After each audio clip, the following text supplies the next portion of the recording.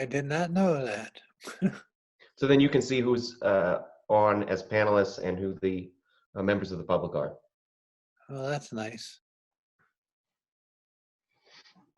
Except for somebody shows up as me, so I don't know who that is, but whatever. That's because they're allowed to remain anonymous if they would like to. No, I get it. I'm just joking. Oh, sorry. I was joking that it wasn't me. Oh.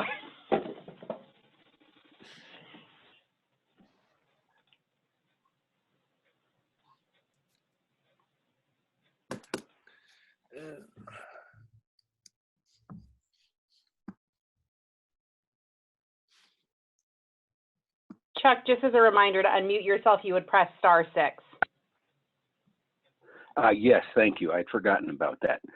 We will call the meeting to order. And could we have a roll call, please, Laura? Director Fourcroy.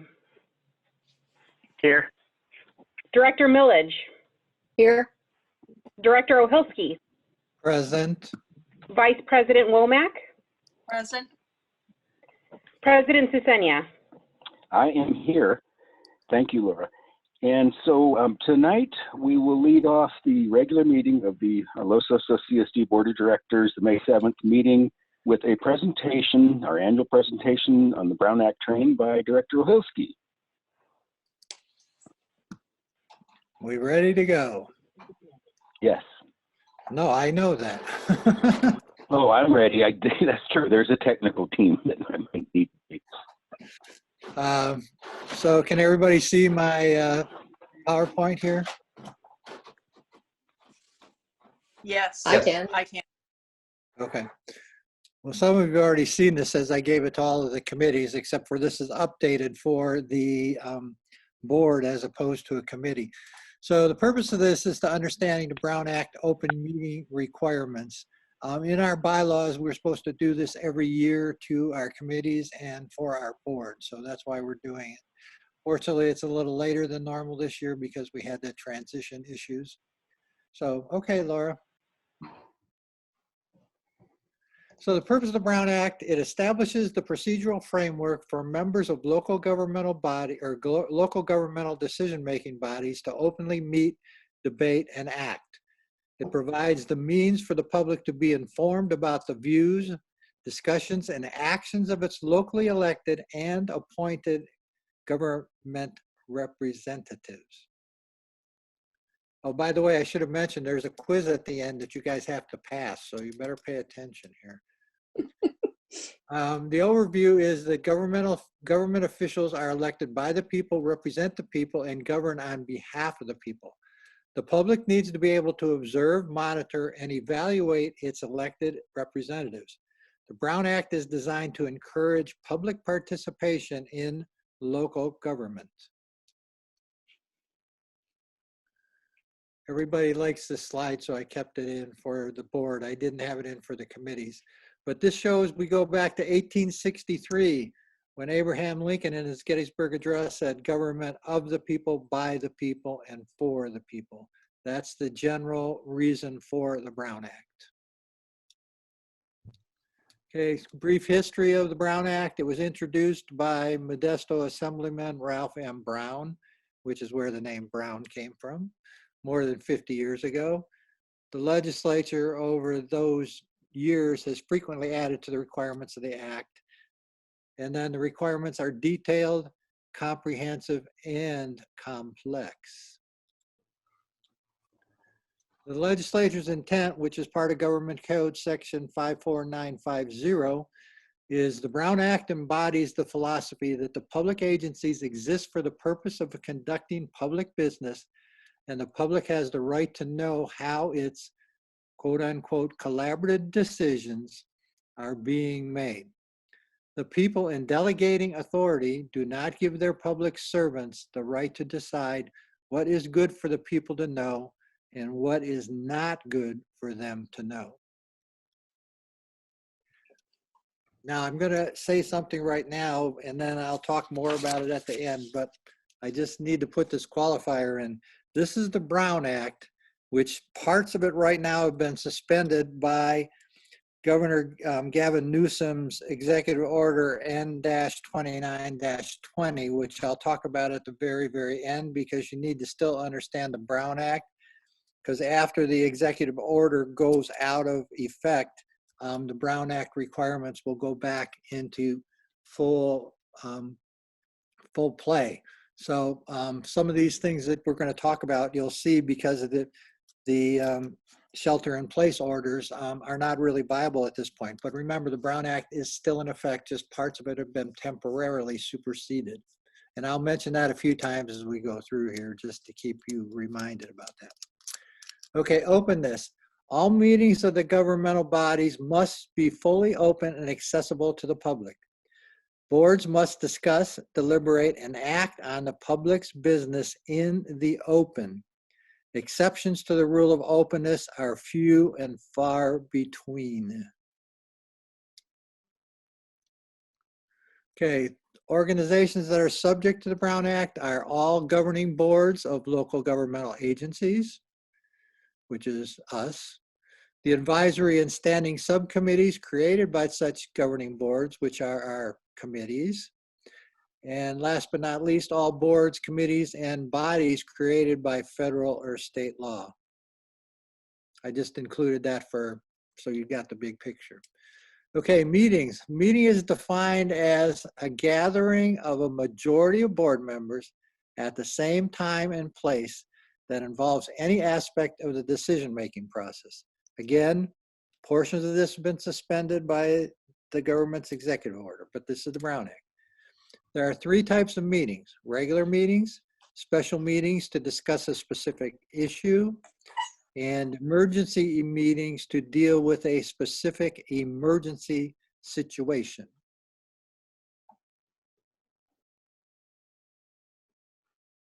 Are you there, Laura? Oh. Exceptions to that are conferences, training, and workshops, community forums and meetings of other governmental bodies, social or ceremonial occasions. However, within these exceptions, the board members must, and I emphasize the word must, avoid talking about any board business while they are at any such event. Okay, locations of the meetings. A majority of the board, again, this is a Brown Act, it's not required right now.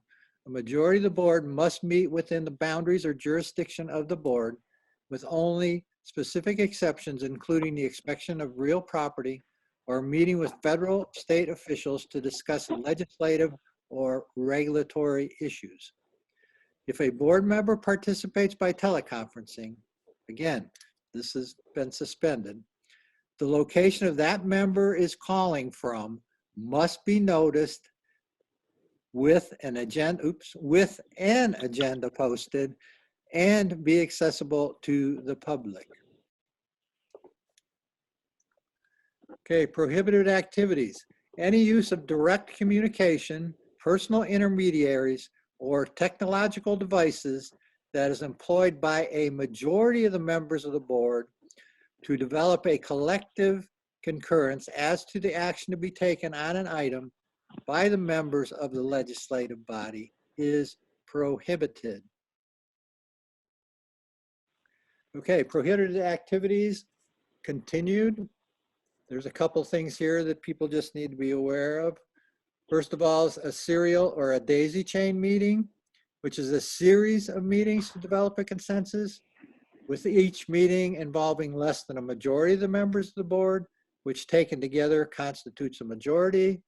So I could talk to Vicky, Vicky could talk to Chris, Chris could talk to Matthew, Matthew could talk to Chuck, et cetera, et cetera, et cetera. That's what's considered a daisy chain or a serial meeting. A hub and spoke meeting, conversely, occurs when a single board member acts as a contact point for all other board members and communicates to each of them what the other board members' positions are in order to reach a consensus. So if I felt strongly about something, I would contact all of you independently and act as the hub, and then I would try to reach a consensus. No, that's fine, Laura, you can move on. Okay, use of emails. This was something that was added about 5 years ago, maybe, but I've left it in here just because people still question this. Board members cannot use emails to develop a collective consensus, agreement, or decision, or exchange information in an email about their views or positions on public business. This is similar to what the criteria is for meeting at conferences or social events or whatever. Okay, noticing requirements. This isn't really applied to us because we don't do the noticing. This applies to Laura and Ron. The notice and agenda for regular board meetings must be posted in an accessible location 72 hours in advance and mailed to all of those who request a notice. Special board meetings may be called by posting notice and agenda at least 24 hours before the meeting.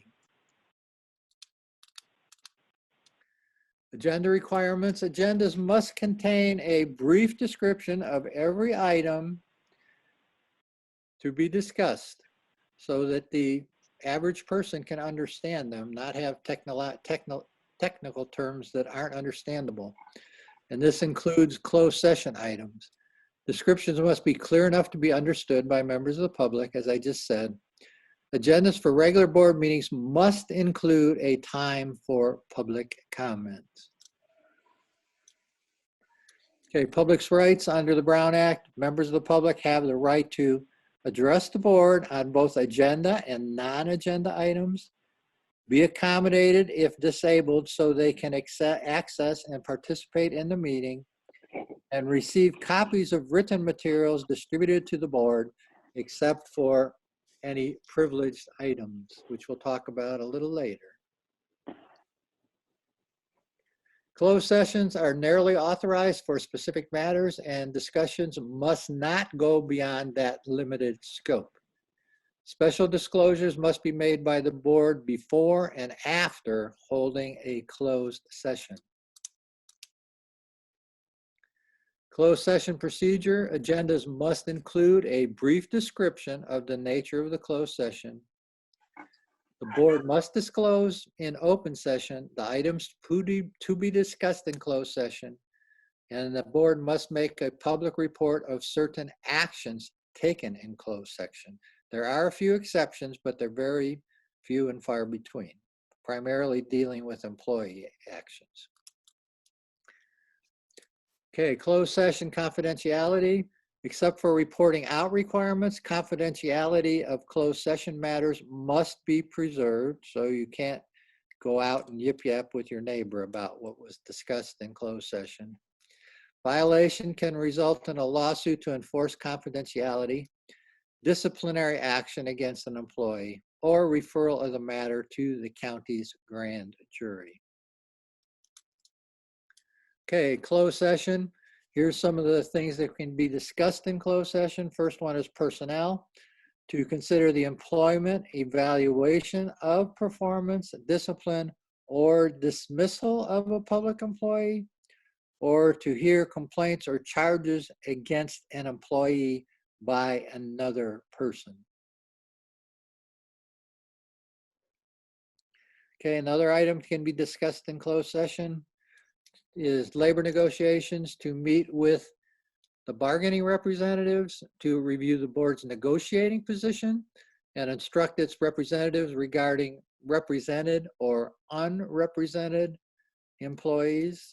Our board has, with SLOCIA, has our employees are members of SLOCIA, so we deal with them.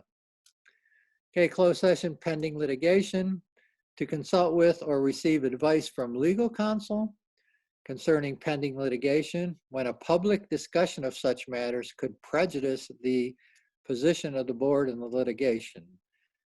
Litigation, obviously, you need to keep it as much to the vest as you can because the other party doesn't want to know what your position is. I'm saying that as a lawyer, as I'm sure Jeff will agree with me on. And also closed session to discuss real property. And this one is a little, people don't understand this one as clearly, so I wanted to go over this one a little bit. So there's two parts of this. The part that can be done and the part that cannot be done. So first of all, in closed session, the board can grant authority to the board's negotiator regarding price and terms of payment prior to the purchase, sale, exchange, or lease of real property. But we cannot in closed session discuss potential sites. That has to be done in open session. Okay, enforcement of the Brown Act is done by two means. One is civil remedies. First of all, the compliance with the Brown Act can be enforced by a civil lawsuit. A court can declare board actions void that are not in compliance with the Brown Act if they are not cured. Now, normally most boards would fix it before they got to go to court. And third but not least, the board can be liable for significant costs and attorney's fees. There's also criminal penalties, which are rare, but a violation of the Brown Act may be a misdemeanor if a board member participates in a board action with the wrongful intent to deprive the public of information. So it wasn't a mistake, but it was a wrongful intent. Okay, we have a quiz now. You've got 12 questions. I'll give everybody a few minutes to think about them, one by one by one, then we'll go over the answers. You have to score yourself, so I want to make sure that you're not cheating, but there's nothing I can tell you about that. So, okay, first of all, a board meeting as defined in the Brown Act occurs only when some action is taken. False. Anybody else want to weigh in? False. Does everybody agree it's false, or does anybody want to disagree? No, I agree it's false. Okay. All right, so it's false. So you all got that one right. Okay. 2 board members may poll each other by email on any issues which may come before the board. No. If you remember when I talked about the email, it's similar to what can be done at social events.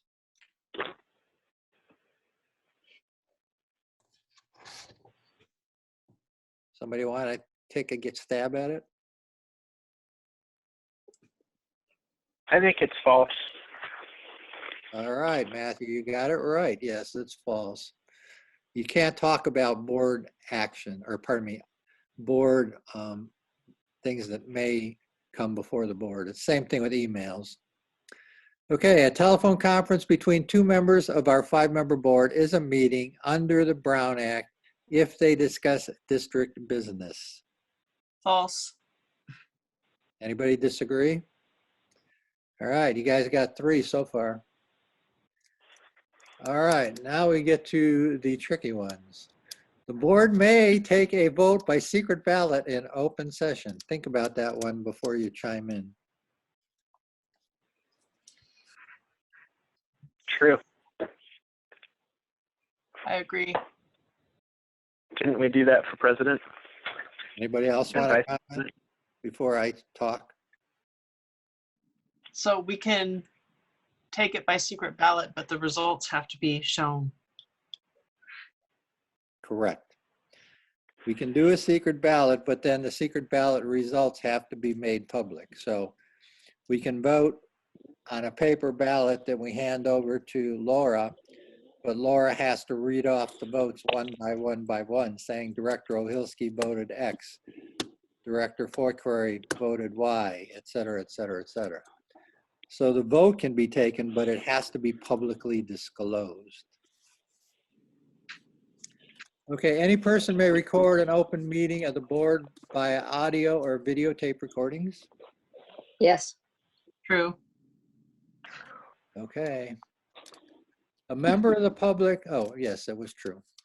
A member of the public may address the board at a regular meeting on any item of interest to the public, provided the matter is within the jurisdiction of the board. True. Anybody going to disagree with Chuck? Okay, we got him. Everybody's 6 for 6, unless you're not telling us. Okay, the board may limit the amount of time members of the public are allowed to speak on matters of public interest. Yes. True. Yep. Okay, God, you guys passed, so there you go. That was your passing number, 7. Okay, the board is not required to announce in open session the items to be discussed in closed session. False. Agreed. Yeah, I agree as well. Okay, this one I didn't discuss, but specifically, but think about it because you should be able to figure out the rationale here. When considering the discipline of employees, the board must provide the employee 24 hours notice of his or her right to request a public session.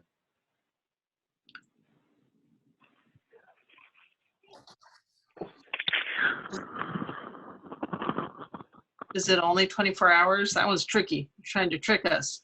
No, no, no. It's at Okay, least it's at least 24 hours. That's what this means. I would say true. Yep. So the reason for the 24 hours is because that's the time frame for a special session, and quite frankly, the disciplined employees are considered under the law to be a special session type issue, even though we would do it in closed session. So yes, you're correct. All right. In general, reportable action taken in closed session must be reported out in open session at the same meeting. True. Any disagreement? No. All right, the board may hold its meetings at any location it chooses within the county of San Luis Obispo, provided the public is notified. False. Oh, all right. Last but not least, you guys are having perfect scores here. A board member may divulge closed session information provided that he/she so advises the board of his/her intent to do so before the adjournment of the meeting. Oh, no. Oh, no. False. Any disagreement or other opinion? Okay, you all got perfect scores. Now what I want to do is just talk briefly about N29-20. Okay, Executive Order N-29-20 in the Brown Act.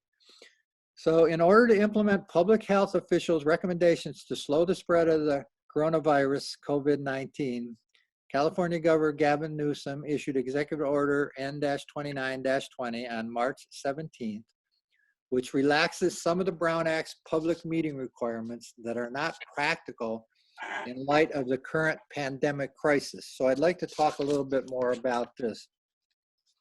So what N29-20 does, it allows public meetings to be held by video, teleconferencing, or other electronic means during the period in which health officials have imposed or recommending social distancing measure. It further suspends numerous Brown Act requirements, including to identify the physical location of members participating by teleconferencing. So it doesn't have to be identified, the public doesn't have to have access, and it doesn't have to be a notice posted. Secondly, we don't have to post agendas at all teleconferencing locations.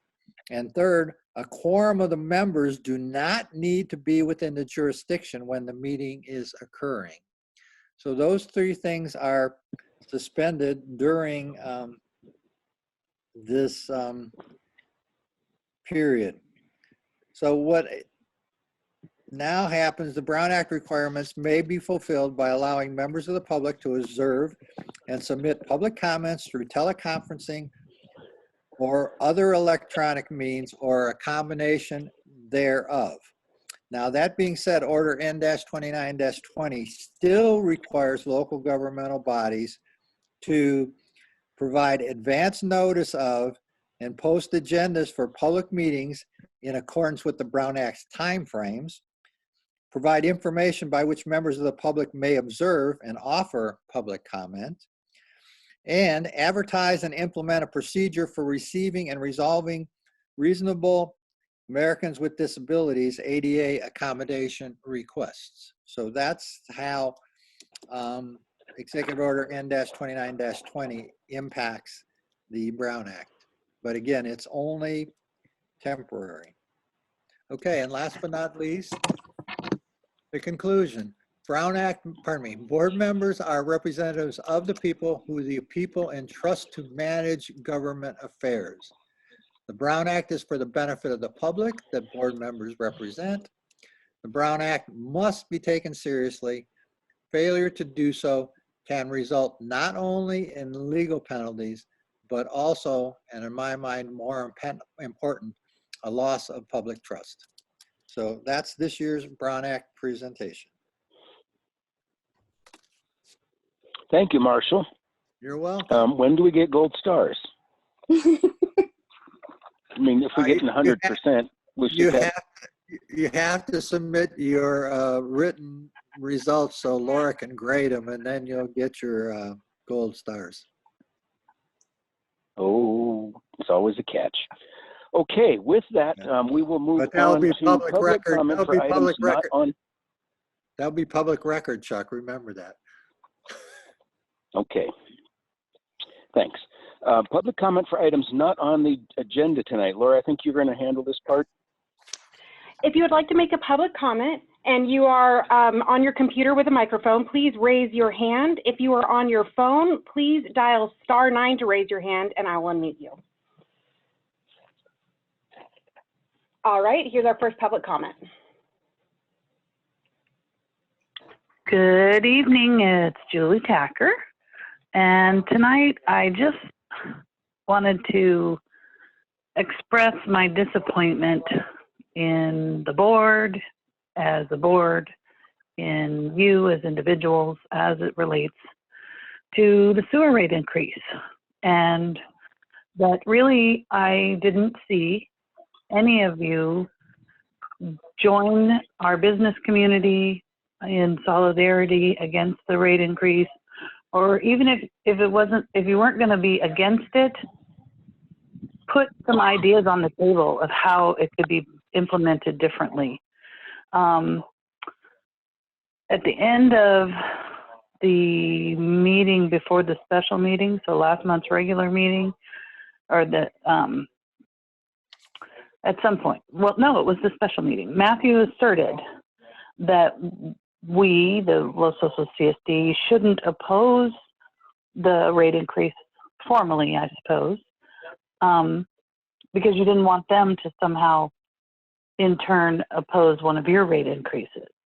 Yet, as I recall, Matthew, you were the one who brought it to the community's attention that the trash increase was out of the ordinary, excessive, and you know, I don't know how you voted on that, but from the tone of your comment, it sounded like you were in opposition to that.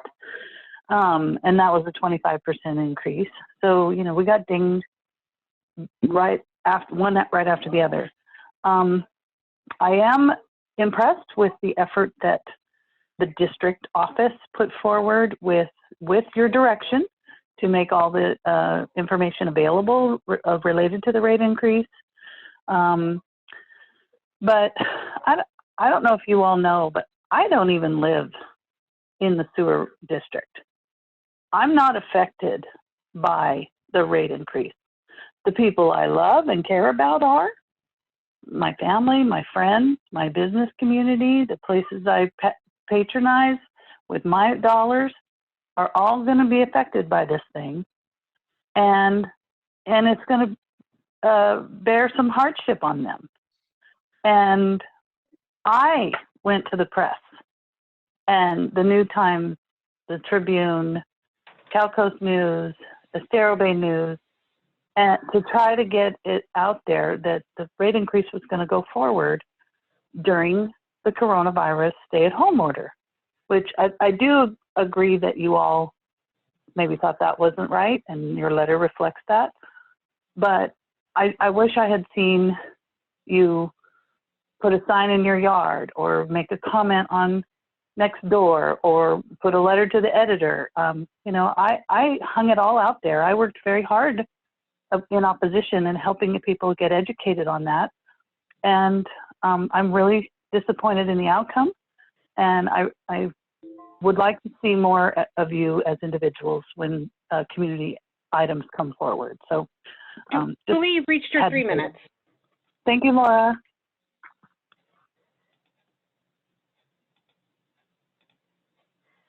If there's any other public comments, please press *9 or raise your hand. There are no other public comments at this time. Thank you. I tend to forget that unmuting, muting thing. Okay, with that, we'll move on to administrative and committee reports. Now, most of these are written. Mr. Munns, how are we going to handle these? Are any of them going to be given verbally? Let's see. I think only possibly the Finance Advisory Committee. So you're good.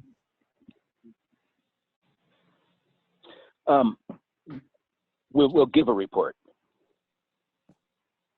Yes, I'm going to give a verbal report since our meeting was on Monday. Okay, thank you. And I would point out one thing. The Chamber of Commerce report was sent out late, so we do have that written report. So I apologize for that on behalf of the Chamber. We just mixed up things, and we weren't sure who was submitting it. So we did get it out though.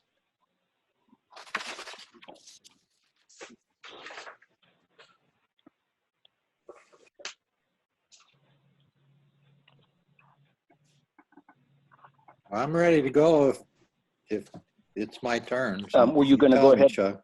Okay, go ahead. Go ahead. We may go out of order here. Okay, so ahead. the finance advice. Well, no, if you want to go through the other ones, that's fine. I don't know. I mean, I've read all the written reports, so. I do want to hear the general manager's report. If there's any. Yeah, I do want to hear the general manager's. Okay, let's do that. Then we'll start with A and just ask if there are questions from the board about the fire department report.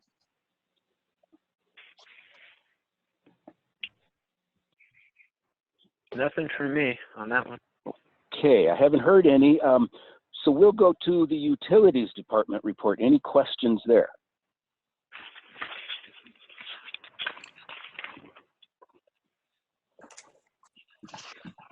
Okay, it looks pretty thorough, the usual thorough job by Mr. Acosta. I appreciate that. General manager's report. Mr. Munns, walk us through some of that. It's not too lengthy, and there's good news and things that are happening there. Okay, I'm glad to.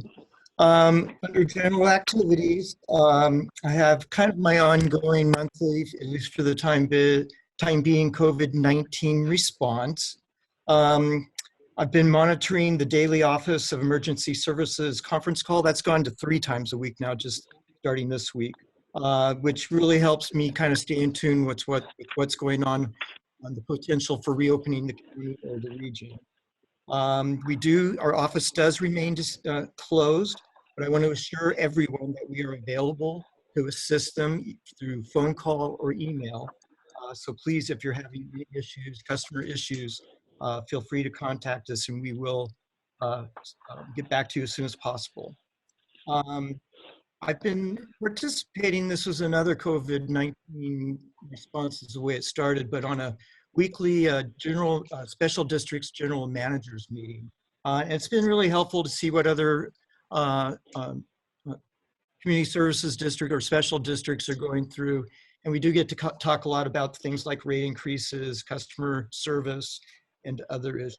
That's been a real positive weekly meeting that we hope will continue once COVID-19 is over. One of our success stories is the Flume Water Smart Monitor Rebate Program. It's been extremely successful. As of April 30th, we've issued 82 rebates, which is way more than we had anticipated at this point in the program. So we're excited about that. And I do want to keep reminding people that we're expanding our district news online newsletter, and it's available on our website, and we send that out monthly. It's a great way to connect with the district operations and what we're up to, and we'd love feedback from that as well. That is the end of my report.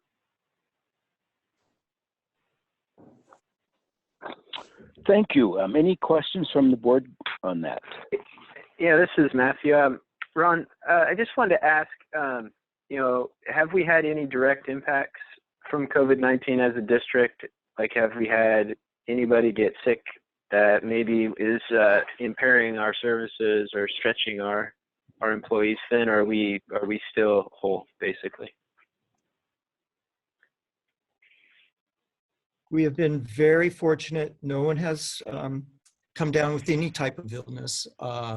We have been practicing our social distancing and using hand sanitizer and all the precautions that are recommended. So knock on wood, so far, so good. The one thing that we are monitoring is payment of water bills. Okay, perfect. Had a recent billing going out. I don't feel like we've had any abnormal non-payments yet, but that's something we'll be watching.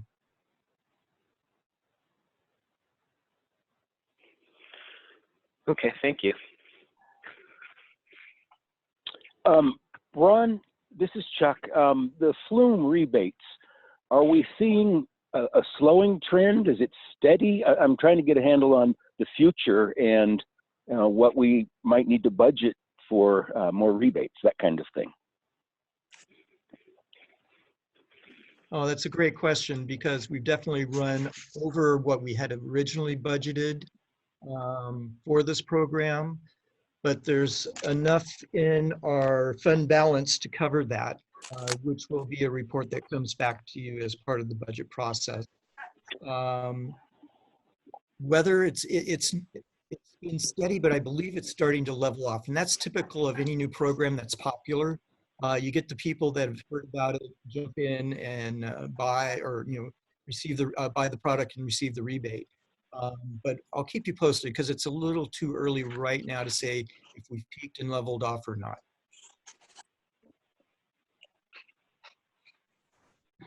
Okay, thank you.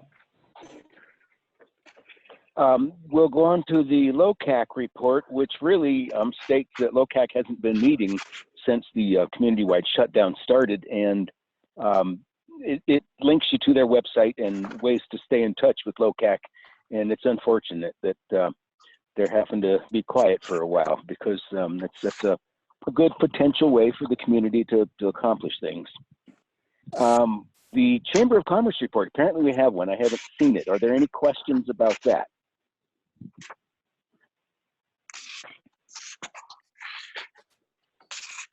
Okay, Utility Advisory Committee meeting report. We went over the usual updates on. Sure. Yes. Oh, can you hear me? I'm sorry, I don't know what's going on here.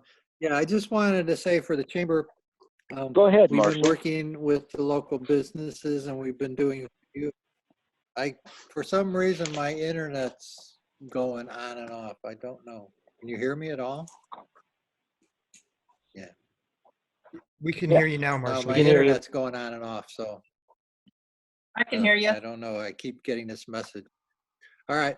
So with the Chamber, on our Facebook page, we posted a number of video interviews with local businesses, so people can get aware of what they're doing and what they're not. We're also, we have a punch card out there right now that if you go to the Chamber's website, where you can buy the punch card, and it's for local businesses that are all providing discounts on their businesses for pickup or take out to your car. So you might want to just go to the website and look at the various items that the Chamber is working on to keep local businesses viable. That's it. Thank you, Marshall. That's a good reminder. We need to dig down and support the community. I even write a tip at stores where you don't normally do that kind of thing. You pay your price and that's it. But boy, I want our businesses hanging in there. The UAC report, the only thing out of the usual update on our activities at the Utilities Department, you'll see later on in General Action Item 8A, where we're moving ahead with the Program C well location strategy, and we'll have a separate report on that. Now it's your turn for the Finance Advisory Committee, Marshall. Oh, thank you. So starting out, I just wanted to point out that Sherry Grimm, who has been an outstanding member of our Financial Advisory Committee for a number of years, submitted her resignation effective last Monday. So we will be posting on the website within, hopefully tomorrow, the application form for the upcoming period. There's a 10-day minimum period before a new replacement gets appointed. Matthew's the appointing member here, so Matthew will be the one appointing Sherry's replacement. But I did want to express not only my sincere appreciation, but as what the committee's sincere appreciation for all the insight and work that Sherry's done for us over the years. So I think I just want to get that on record, that we do really, really, truly appreciate her efforts. That being said, the warrant register, there was a recommendation that it be approved. The financial report, there was a recommendation that it be received and filed, and there was a discussion about the upcoming year's budget, which we'll talk about under 8B. So that's it. Thank you. Parks and Recreation, Director Fourcroy. Do you have anything? Because you've been busy lately. Your committee seems to be the hot one lately. I do. I have some good news. But before I get to that, I also wanted to thank Sherry Grimm for all of her help at FAC. She'll be missed, and I just really appreciated all of her hard work. Okay, Parks and Rec. Yeah, we have some good news. I think I shared it previously, but basically our Farrell Street pathway is going to be able to go ahead without the HCP or the community plan update. So we have an approval from U.S. Fish and Wildlife to construct a pathway, basically right over the existing sand pathway, the sand highway. So that's really good news. We have a great project on our own property that we could act on, and we should act on soon. So that Fish and Wildlife approval is only good for 1 year, so we need to get moving on it. And the next step really is to put together a design package for permitting, and that's what we discussed at the committee. General Manager Munns is going to talk to Wallace Group and get an estimate on design services. Depending on the price there, it may come back to the board or it may not, but either way, we'll keep you abreast of where we're at, and hopefully we get a design package and then start going out and get do an RFP to get some proposals on the actual work and start the permit process. Excellent news. That was a real short response time from Fish and Wildlife, much less to get an approval in that quick a time frame. That's a little bit of a miracle worker. Yeah, I'm not sure what Ron had to do to get that done, but he did it. So amazing. Okay, 4I, Director's Announcements of District. Yes? Can I interrupt? I didn't want to interrupt people, but I want to say it was a pleasure working with Sherry, and she will be missed, and I'd like to thank her for her service. Sure. Yes, absolutely. Every committee member provides a valuable service. We couldn't do our work without them. And the more input from the committees, of course, the more our ear is to the ground with the community. And it just doesn't happen without a lot of people involved. So we'll go on to Director's Announcements of District Community Interest, reports on attendance at public meetings, training programs, conferences, and seminars, all of which are pretty much not happening these days. But anybody have anything? Yeah, we had, can you hear me? We had the Basin Management Committee meeting. Nothing really substantive that we discussed. There was just updates on the basin management plan, or pardon me, our annual report, which I know the board just got an email from Laura indicating where you guys can access it and take a look at it. It's also posted on the county's website. So that's really the thing we're working on right now, is the annual report. And then we'll talk a little bit more about the program See Well, which we talked briefly about at our meeting. But that was it.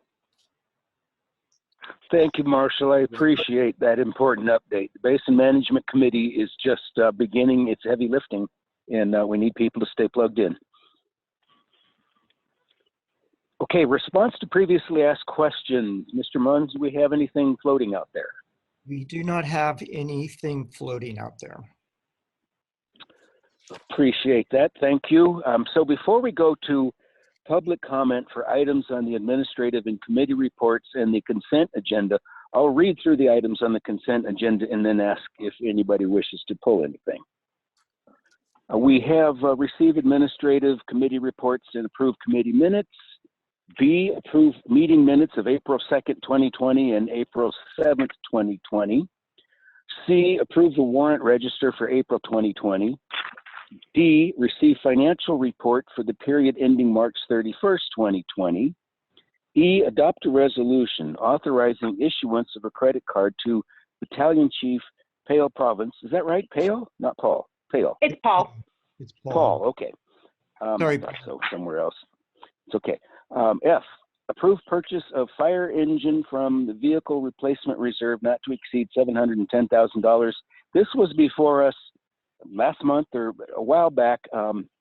The amount we had authorized didn't quite cover the sales tax, I think is how that went. So this is that same engine. We're still paying cash for it, and I'm so proud. G, approved purchase of handheld radios and supporting equipment from the Fire Capital Outlay Reserve, not to exceed $55,000. And H, improve the implementation of the Consumer Price Index increase to the fire special tax for fiscal year 2021.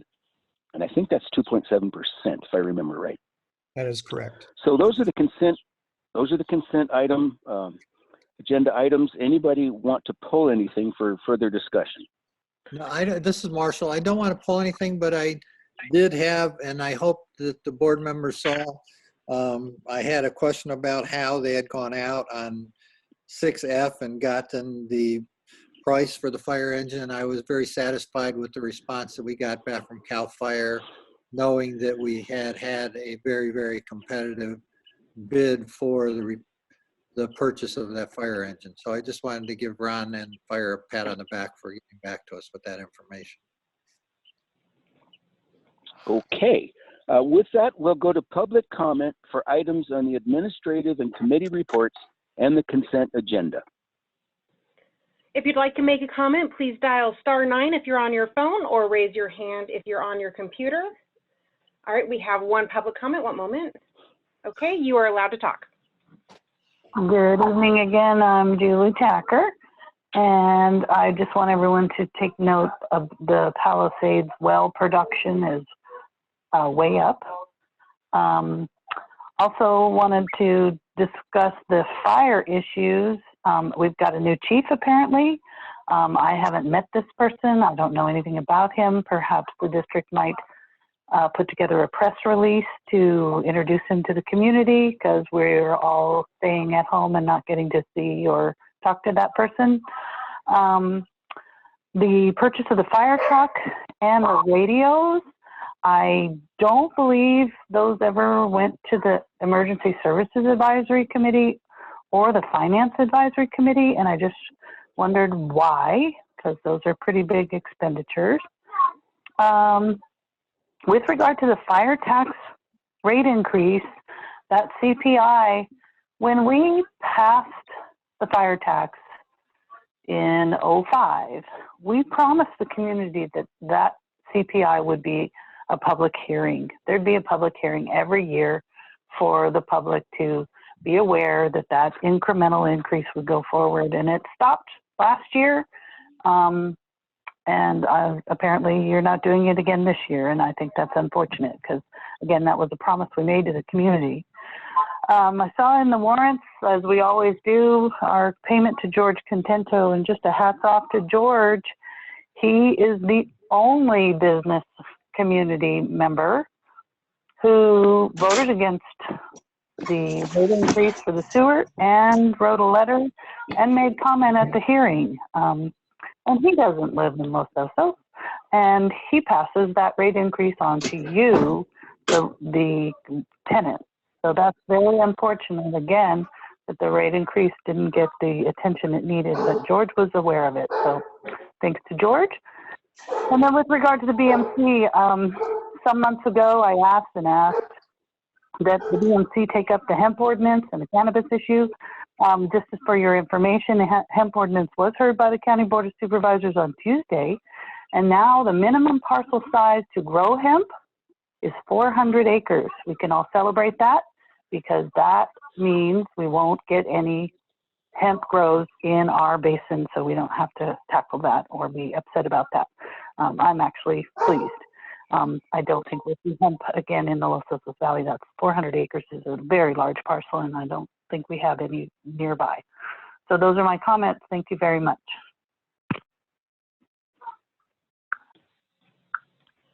There are no other public comments at this time.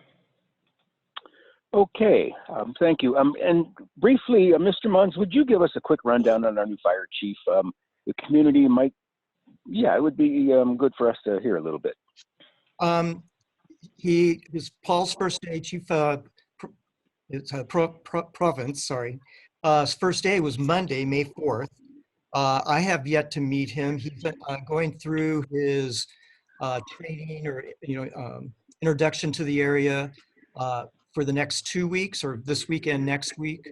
I know John Owen, who's the assistant district chief, intends to bring him by to introduce him to our staff.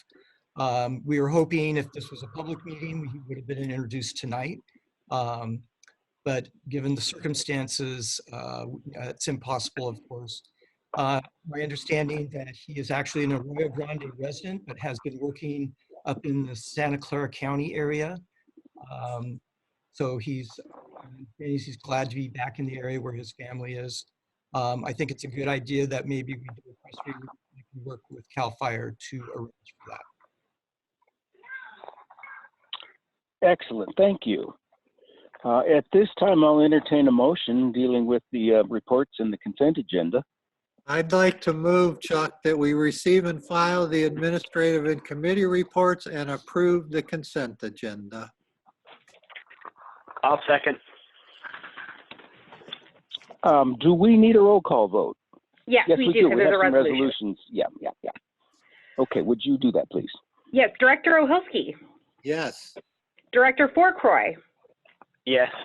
Director Millage, Yes. Vice President Womack, Yes. President Cesenia. Yes. Great, thank you. With that, we'll move on to item 8, general action items. Item A, the Program C well location strategy. Mr. Munns, lead us through that. Okay. Well, the purpose of this item is to discuss the next steps of a multi-step process and strategy to site a Program C well. And tonight's action includes selection of environmental consultant services, consultant for environmental services. Just for your information, we do have Rob Miller available for the meeting tonight. So if you have any questions for him, he's available. Go ahead. Thank you. Just a quick review of the Program C Basin Plan objectives. Basically, we were trying to shift groundwater production from the west side to the central area. It was initially envisioned that there'd be 3 new wells, and that now has been pared back to 2. Golden State Water Company built a well adjacent to their Los Olivos site or offices, which is the first well, and now the district is trying to site the second well.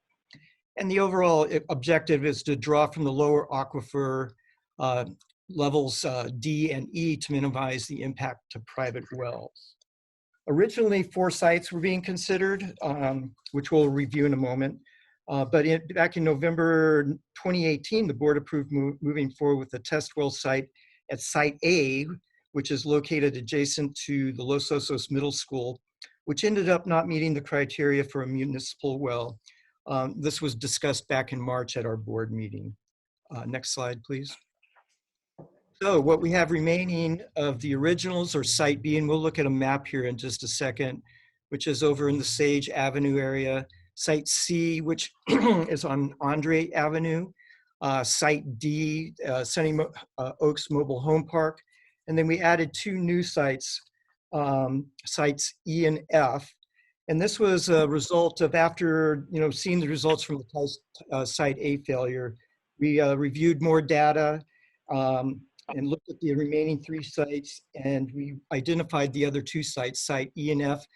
Had Spencer Harris from Cleith Harris, hydrogeologist, run the models on those, and they seem to meet the criteria to be added to the list. So that's what we've done. Next slide. I know this picture is small, but there is figure 1 in the agenda packet that has a larger picture. I'll start up on the top to the right. Site A is the one that failed. That would, for orientation, would be next to the Laguna Middle, or Los Osos Middle School, sorry. Site B, Sage, is just south of that site. Site C is in the Andre Avenue area coming down. And then Site D, excuse me, at the bottom is the Sunny Oaks Mobile Home Park. Now, if you move over to the west, which is to the left, we have Site E, which is at Bay Oaks and South Bay. And then moving north to the top there again, Site F, which is at the end of Ramona Avenue, right where it curves into 18th Street. And that's part of a county right-of-way easement. And then you can see off to the west, there's the expansion well one that I mentioned by Golden State Water Company. Next one, please. Excuse me. I wanted to include this slide because it was incorporated into the request for proposal, which we'll talk about in a moment. And it actually came from a 2018 report when we originally started on this path to find a site for our Site C well. Of course, well production and well yield are very important and the reason that we're doing this. But I wanted to make it clear as we move forward in our decision-making process, there's other things that we need to consider. And when we bring this, staff brings this back for your consideration, these will be incorporated into whatever metric that we create. So just real quick, if you're listening, it's proximity to existing conveyance infrastructure, neighborhood and community acceptance, seller status and land acquisition costs, aesthetic concerns and potential for interference with adjacent private wells, environmental and endangered species impacts, site layout and access, and likely timing for environmental permits and coastal development permit. Next slide, please. So as we were looking how to move this, this next steps moving forward, after the initial screening by the district engineer, CHG, and myself, it was determined that we needed to do the necessary environmental work to before we could come forward with a recommendation to the board for a specific site. So a request for proposal was released on March 25th, and we solicited responses from 3 local environmental firms, those being FIRMA, Rincon, and SWCA. The scoping work included conducting the required field review, constraints analysis. We initially thought we might look only at Site E because that's district owned, but we concluded that it'd be more beneficial for a complete analysis of all 5 sites so the board would have all the information available. So we're recommending going for an evaluation of all potential well sites. And based on this review, the review team selected SWCA as the environmental consultant for this project. Next slide, please. Their scope of work, or fees for the scope of work that were identified in the RFP are presented here on the screen. It's important to note that task 1.2 can't be initiated until we do select a specific site. So that will take place after we have a board decision. And we're also recommending that the board approve the optional tasks. We're not sure we'll need these or not. It's really going to be based on what site is selected. But we feel it'd be prudent to have the authorization now so we can quickly move through the process once we get the site selected and the process moving along. So you can see for the basic scope of work down there, it was $24,106. The range at the bottom for optional task, it was from $8,500 to $15,000. Next steps include bringing the results back from this, the analysis constraints analysis. We want to have a recommendation, a firm recommendation for the board once we have all the information together. And then we'll also present an outline for the process moving forward based on that site that is selected. So with that, the staff recommendation is to approve the selection of SWCA and for you to authorize me to execute an agreement for those services not to exceed $31,106. With that, Rob and I are available for questions. This is Matthew. I have a question that I'd like to talk about. It goes back a few slides essentially to the different metrics for well site selection. And I was hoping that you could talk for a minute about well efficiency, like when we're looking for sustainable basin yield, and you know, all of the well sites, depending on the production, it actually has different efficiencies for the basin. And I was hoping you could highlight some of that because I found that really interesting and informative. And I don't quite understand it real well yet. Okay, I might let Rob answer that question.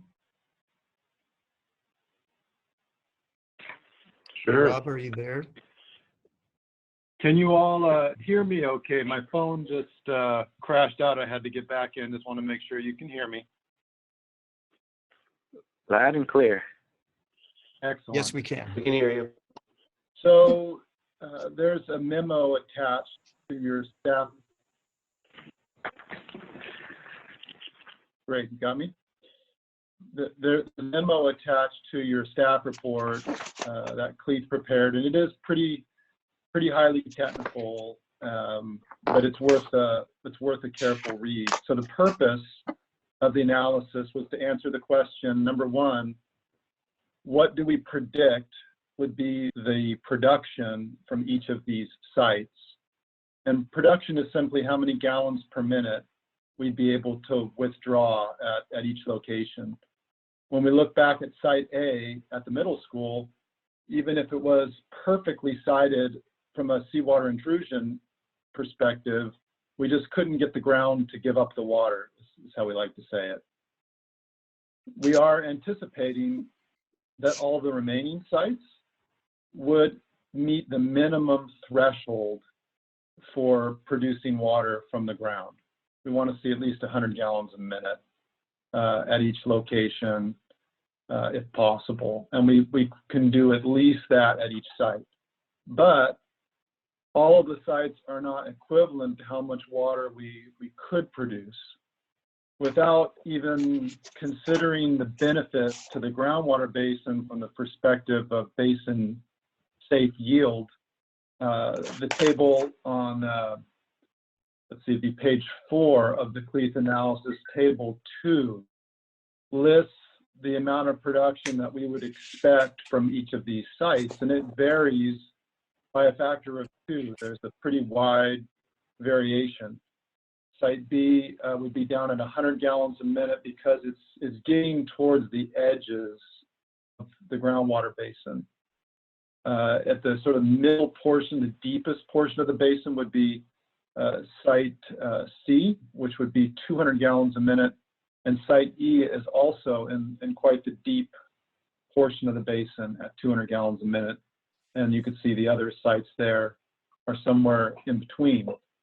So that speaks to how much water we expect to be able to get out of the ground. And I just want to remind everybody, you do not know the production of a well until you drill it. There's just no way to have a foolproof prediction before you at least drill a test hole to see what sort of aquifer formations are in that specific location. If you hit finer grained silty materials in areas where you expected sands and gravels, you just won't get the production. So you never know till you drill. But this is what we would predict based on quite a bit of data available in the immediate area of these remaining 5 sites. So that speaks to the amount of production you can get at each well. But just because you can produce from it doesn't mean each well has the same basin benefit. For instance, our Palisades or Library well, we can produce lots of water from that well, but it's very poorly sited from a seawater intrusion perspective. Table 2 is very instructive when it talks about this phrase increase over baseline. And what that means is that we have a current estimated sustainable yield without this new piece of infrastructure.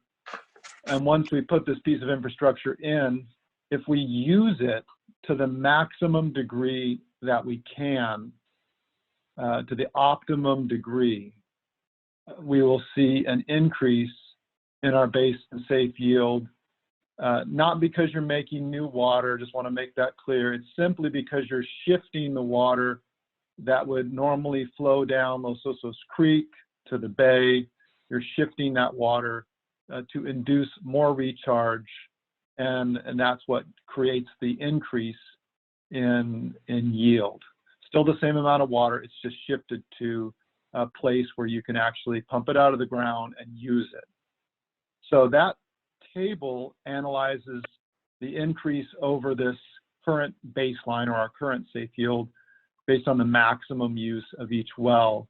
And you can see a pretty wide range of yield increase, again, a factor of 2 there, with Site C, if used to its maximum extent possible, would provide 140 acre-feet of yield, recognizing that at that particular site, the current owner would require us to set aside a portion of that yield. And then for comparison, Site E would produce 80 acre-feet. All of those numbers are significant to the basin. You know, if the district produces, say, 400 acre-feet per year to serve its customers, all of these numbers contemplate at least 15 to 20% of our current water production as a district in terms of the increase over the baseline yield. So all of them appear viable to staff, but there is a wide range of benefits when it comes to production and when it comes to an increase in safe yield. And be happy to pause now for questions on that.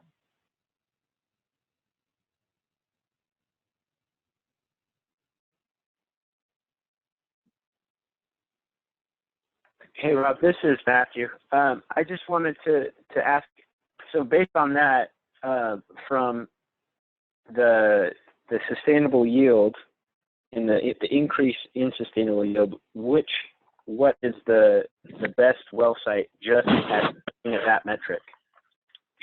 If that was your only factor you were considering, and you fully utilize the new well to the maximum extent you can, then sites C and D would be neck and neck. Got it. Okay. And that's obviously with asterisks because we have to consider all of those other things on the slides that is in Ron's report right here. So, okay. Absolutely. Thank you. Appreciate it. Sure. Good question, Matthew, and thank you, Rob, for taking us through those. What could have been some, well, they are kind of confusing tables if you're not an expert, but that was good. Any other questions from committee members, I mean board members?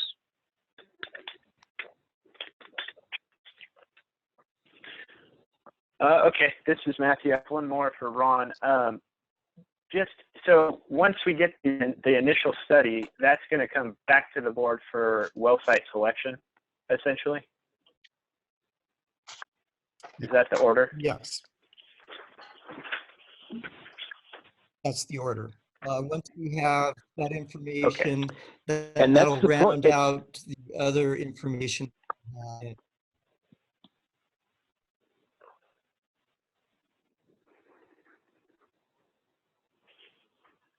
Okay, great. So it looked like it was about 40 days is when SWCA said they can have that ready. So I think that puts us to the like July or August meeting. Aggressively, it would be July. Is that would your be a great expectation, goal, Ron, but is it'll sometime more than likely towards be the end? August. Yes, can you guys hear me? Okay, got it. All right. You're spotty. You're going in and You're out a fading little out bit. a little bit, Ron. You actually I have can about a hear 5-second delay from when you start talking Yeah. to when your voice comes up. I may have to phone in. This is Chuck here. Oh, okay.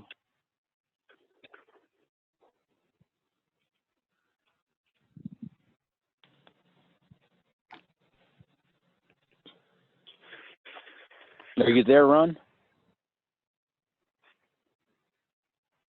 I think he's attempting I'm to gonna phone in have because his phone laptop in. is being a little delayed with his voice. Okay. Okay, we'll wait for that because I have questions that I want him to hear.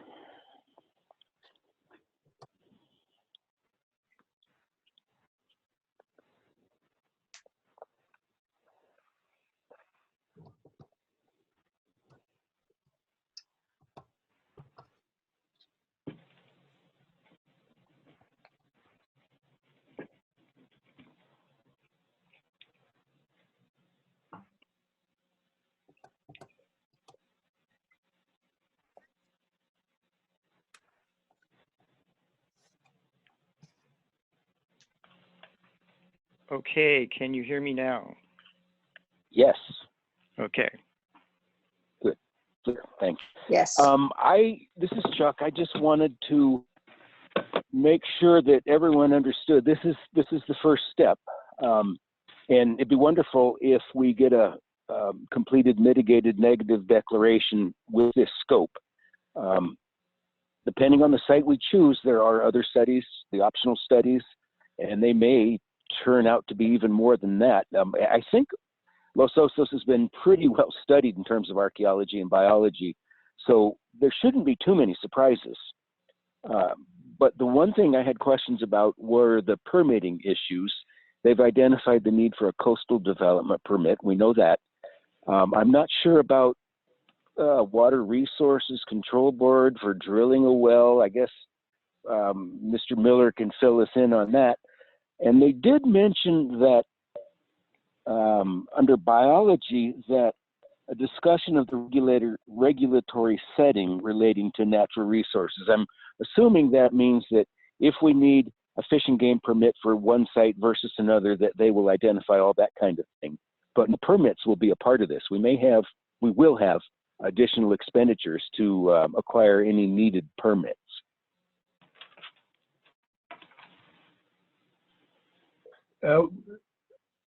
Mr. President, would you like me to address the state board permits? This is Rob. I guess I would. Yeah, I would like to know as soon as possible just what we're getting into. Sure. Just briefly, a well drilling permit is issued by the county health department under the current regulatory framework. So no permits from the regional board would be necessary, or the state board. And then I do agree with you, the contemplation of state and federal permits related to the resource agencies, fish and wildlife agencies, and so forth. The framework we identified, but not the work required to obtain those permits. The work wouldn't be accomplished, but the steps, or at least the direction, would be given. You're going to need this permit for this site. You need these permits for site. That's what I'm hoping to get. Okay, Yeah, great. you said it better Great. than I did. Thank you. Yeah. Great. Any other comments or questions from board members?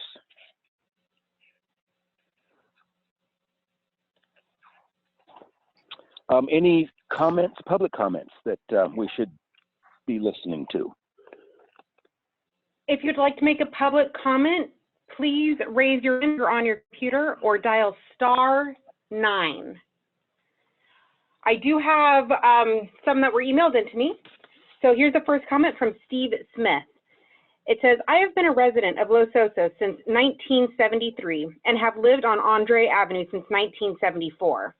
I have concerns about the proposed well on Andre. Foremost is the impact that well will have on our existing wells and the property values. I am encouraged to see you are looking at other sites. The new sites will have less impact on our area and have the advantages that we own the property and it has been disturbed. Also, the water results do not have to be shared. Another concern is that this is a Band-Aid to a greater issue. We continue to make demands on a resource that we cannot renew. Thank you, Steve Smith. And then I have another comment that was emailed in from Carolyn. Carolyn said, Dear Los Osos CSD Board of Directors, I'm highly encouraged that 2 more well sites have been added to the Program C well list possibilities. I appreciate the thought and experience of Ron Munns, Rob Miller, and Spencer Harris in coming up with these new and better options. The Andre site was a poor choice for this neighborhood and Los Osos, as reiterated by many letters and comments you received in the last 2 years. I support Site E because it is already a disturbed site. The land is owned by the CSD and the site is not surrounded by private residences and private wells. It will provide more than enough water to meet the projected water needs for Los Osos. Sincerely, Carolyn Neal. And then I have another one with her hand raised. One moment. Okay, you are allowed to talk. Oh, Hi, Scott, oh, there Kelton. you go. All right, can you hear me? You're good to go, Scott. Yes. Yes. Thank you. This is Scott Kelting. So while I don't think that drilling new wells is a long-term sustainable solution for Los Osos, I do understand the desire for this additional well and want to thank everyone for the due diligence of identifying 2 additional sites. I'd like to express my support and what I just heard from the previous comment for Site E on Bay Oaks, because its production does seem like it meets the needs of the CSD, and it's previously disturbed site and owned by the CSD. It was also mentioned earlier that a portion of the water from the well site C on Andre would be given to the owner. I would like to know a little bit more about that. What portion of the water would be allotted to that owner and for what use? Thank you.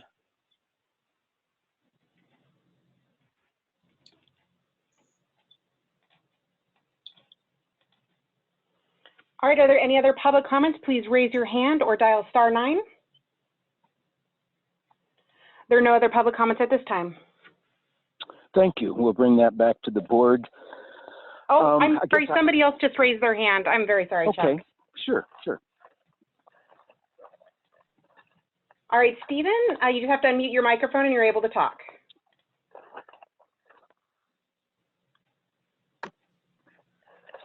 Yes, this is Steve Smith. Can you hear me? Am I coming through? Yes, we can hear you. Yeah, I just wanted to, I sent that email in that you read earlier, and I just wanted to personally call you in contact and congratulate the board on pursuing other interests and other sites. And I hope that that Site E would be a choice that would suffice for the well needs of the area. And that's all I have to say for now.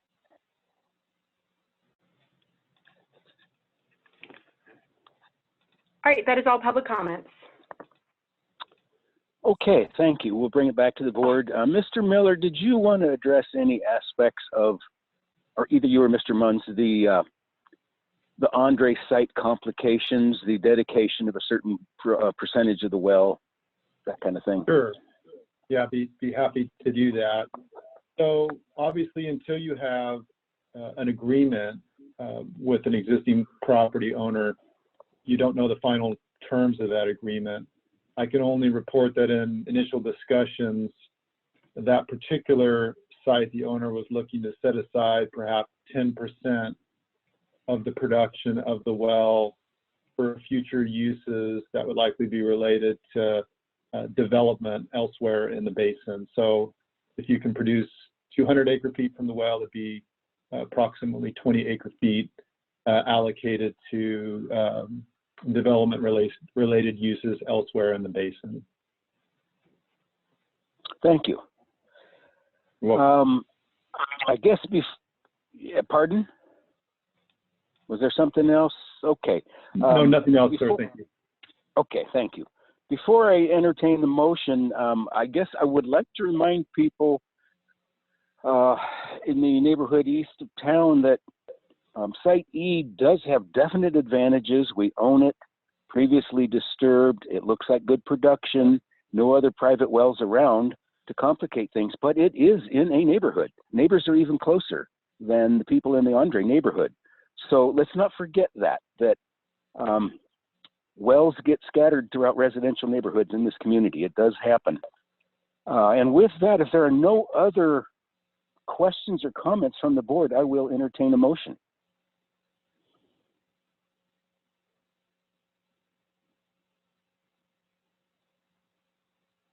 Okay, Chuck, I'll make the motion. Can you hear me? Yes, I can. Are you making the motion that we select SWCA Environmental Consultants to provide Program C Well Environmental Review Services, authorize the general manager to sign an agreement for said services not to exceed $39,106? Yes, I was gonna make the, yes, move the staff recommendation. Thank you. Do we have a second? I'll second it. I'll second that. Okay, Laura, did you get that second? You know who that's from? There were actually two people, so I'm going to give it to Director Millage. Okay. Thanks. I need to do a roll call. We need to do a roll call. Okay, let's do that. Director Ohilski. Yes. Director Millage. Yes. Director Fourcroy. Yes. Vice President Womack. Yes. President Cesenia. Yes. Okay, thank you, Laura. With that, we will go on to 8B, general action item, fiscal year 2020-2021 preliminary budget review. Mr. Munns, please. Thank you, Mr. President. Go ahead to the next slide, please. Okay, what we're asking tonight is for the first part is to provide direction on which funds the Zone A property tax should be allocated to for the listening public. Zone A property tax is an ad valorem tax that comes into the district, and it's just, the board of directors have discretion on how to allocate those funds within the different operations that we have. The second part is to go review each fund, the preliminary budget for each fund. And I'm asking if you have any questions, comments, and just provide me with some general directions so I can come back in June with the final budget. Next slide, please. We're going to start with the Zone A property tax allocation. This is the current allocation for fiscal year 2019-20. I did send out a memo indicating we had an error in the water fund that seemed to be entered way back in June or July in error. So that's what that red number there, that's the corrected number. So you can see that fire had 25%, water had 50, wastewater 12.5, and parks and rec 12.5. Next slide, please. Mr. Munns, would you go over that correction again? I guess I haven't seen that. If it came out by email, I haven't seen it this week. Okay, you could go back real quick. What I'm calling this is a legacy error. The correct amount, total amount, is that $253,722 at the top. But if you take those percentages, what was in there before was about $125,000 number, which didn't add up. So when I went back and did some research on the actions and from the budget in last May and June, I found that inadvertently a wrong number was entered. It was about $125,000 plus dollars. And it should have been, and I saw the number in the documentation, it should have been this $126,861. Thank you. Moving forward, if we were going to use the same allocation method for all the funds, this is what it would look like. And here is an error that was my fault. I had a number of a little over 66,000 and it should have been 65,679. So I didn't want to start off with wrong numbers in this very first part of the discussion. So that was part of that memo I sent out, that the corrected amount should be the 65,679. If you were going to allocate it up to that $262,718, this is what it would look like. So we are not recommending allocating to wastewater. It does not need any cash infusion at this point, as drainage and our other funds don't need the extra allocation as well. So next slide, please. So what I put together, and this is for discussion purposes only, but it was just to give you a place to start your conversation, that you could go with a fire at a certain percentage, water at a 50%, Parks and Rec at 12.5%. You could go, option 2 is like 50% water and 25% for each Parks and Rec and fire. Or you could allocate it all to water and fire. So again, this is just for discussions purposes only. And if I could say, Mr. President, if I'd recommend that we pause here and discuss these options, and take public comment at this, so we can kind of leave this piece behind or have this decided before we move into the budget. I think that's a great idea. I've got some opinions about this, and I think this is a key chunk of what needs to be decided in order to put the rest of the budget in place. Correct. Thank you. So any opening comments from board members? Any thoughts about what we should do here? And then we'll go to public comment quickly.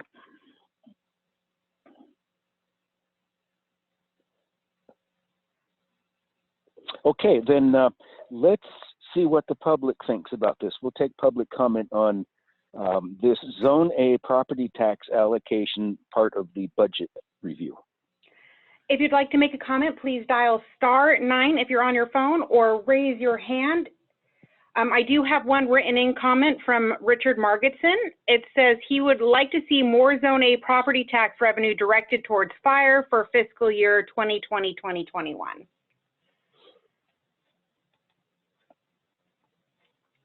Thank you. Any other public comment? Again, if you'd like to make a public comment, dial *9 if you're on your phone, or raise your hand. There's no other public comment. Okay, thank you. I'll just throw some things out there that I've been thinking about. I agree that wastewater does not need an allocation. It's always been my contention that water is an enterprise fund, and it should be self-sustaining and not depend on property tax revenues, because some of those come from people that aren't in the water district. You know, and I think that Parks and Rec, judging from the minutes of the recent meetings and the activities going on, we're going to see a lot more activities there. I think I'm just about inclined to say let's try moving the wastewater 12.5% to Parks and Rec. Maybe that's a little heavy, but I think we're going to have some things that have to happen there. And on the flip side of that, as more staff time is taken up with Parks and Recs activities, we may need more than the 1% administrative allocation. It's another thing to be thinking about. But I've also, again, back to the water, I kind of want to wean water off of this money. And I think fire has a shortfall this year because of the higher Schedule A bill that we're going to be paying. So I'm inclined to move water money to fire and wastewater to parks. Now, not all of water. That's a huge chunk to be moving. So any other thoughts? Well, this is Matthew, Chuck. I share your thought process on moving the wastewater funds to Parks and Rec. I think that money is going to be needed later this year, for sure, into next year as we actually have a project that becomes shovel ready for us.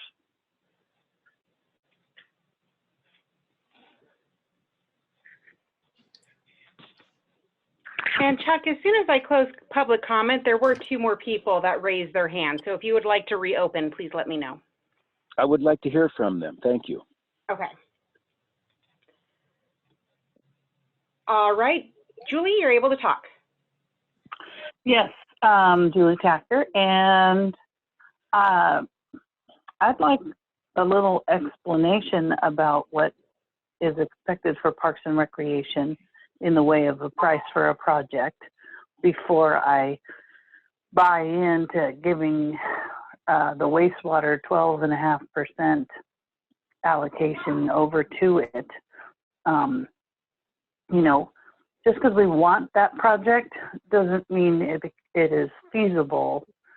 You know, are we talking about $100,000 project or a $1,000 project if it's decomposed granite? You know, what are we talking about before we send a whole bunch of money over there? And it will take into next year before you can actually get going on that. If I'm wrong, you do a budget adjustment sometime in the next year. I am inclined to support as much of the allocation as possible to fire because it does benefit the entire community, and clearly the cost of fire is rising due to all the many facets that it takes to fund fire. And water, of course, should. So those are my thoughts. Fire first, and Parks and Rec, I need more explanation about what kind of cost associated before I would support the 12.5% from wastewater to go there. Thank you. Okay. Jan, you need to unmute yourself and you're able to talk.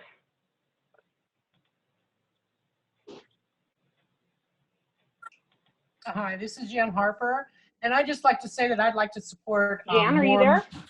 More of a percentage going to Parks and Rec. Yeah.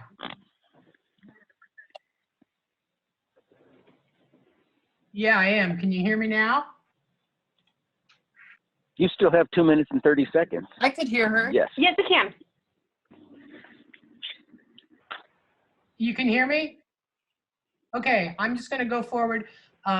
Like I said, I'd like to see more money's going to park. Great. More money's going to Park and Rec. Yes, as Julie pointed out, we will have to come back and you know, delineate if monies go there or if they can spend them a certain way. This isn't a carte blanche. So that's my comment. Thank you.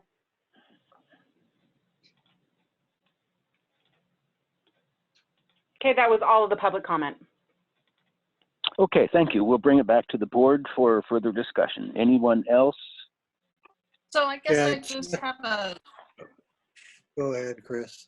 I have a question for Matthew. Just what do we think the path's going to cost? And let's reconcile which option would best suit that.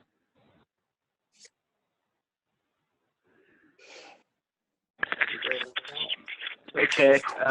We're looking in that. I'll start out. You can help me out when I get off topic. But basically, what we have permitted is a paved pathway. So what the direction or what we gave to U.S. Fish and Wildlife was, hey, we're going to pave a pathway that's wide enough for a Class 1 bikeway. So it's like a multi-use two-way travel pathway. That we did that because that's basically as much as we could ever do there. And there's support in the committee for some sort of hard surface that won't require maintenance. So I'm anticipating, we don't know how much it's going to cost. We have to get a preliminary design and then get some cost estimates to do that. I know we're going to be spending some engineering dollars, and we're going to be spending some dollars for permitting this year, which I would think would be easily in the realm of, I think this is my personal opinion, I think it's something like $5,000 to $10,000 in engineering and another $5,000 or $6,000 in permitting.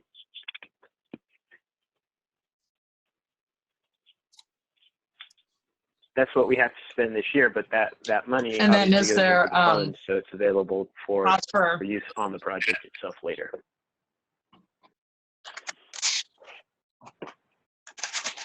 Okay, so does that include, like, say, cost of materials?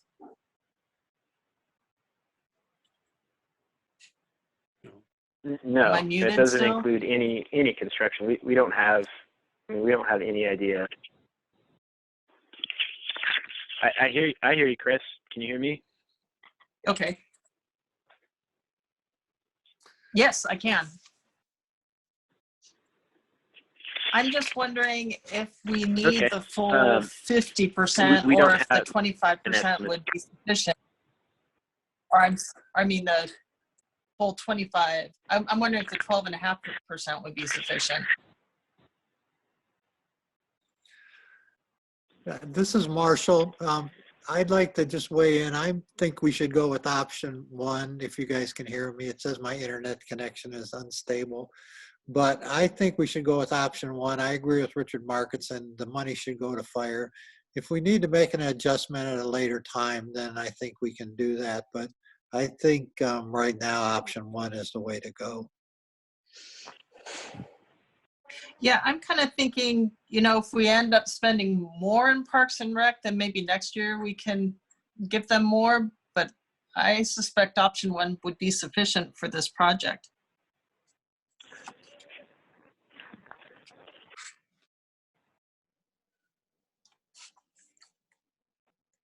Matthew, do you have any other words for us? Any what? Sorry, I didn't catch that. Any other words for us? Well, I'd just say that we're looking at some big projects. The other one is obviously the dog park, which we're basically saving for here. If we allocate more money this year and we can allocate some next year, then we're saving over time to help that process along. That's going to be a very expensive project. So in general, I think it's a good idea if the CSD is going to participate in Parks and Rec in Los Osos and actually do something, we're going to need some money. And I would think that if we have a chance here to add to that, I would like to do that. I thought that, this is Marshall again, I thought that the dog park, we were looking at outside funding sources for that. But in my way of thinking, the emergency services right now is more critical, especially with the stay at home, than the Parks and Rec. And I think there's sufficient funds in there to proceed forward with the pathway. This is Chuck. I guess I missed something. I keep hearing option 1. Break that down for me. What does option 1 do? Because I don't see that in my staff report. Here, let me explain it, Chuck. It's in the presentation. I think that. Okay. And it looks like for last year that was around, or it would be around $31,715 would be option. That would be the ballpark. And I think that might be sufficient. I agree. Sorry, I heard nothing for a while, and now I can hear you again. So I might have missed something. I was. We're all muting and unmuting, I think. Could I get an answer to what exactly option 1 is, since I don't have the computer display? Let me give you the percentages.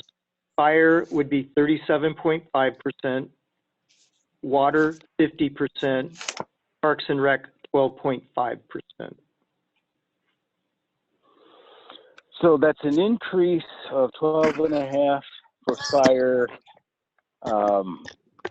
no change in water, and no change in Parks and Rec. Correct.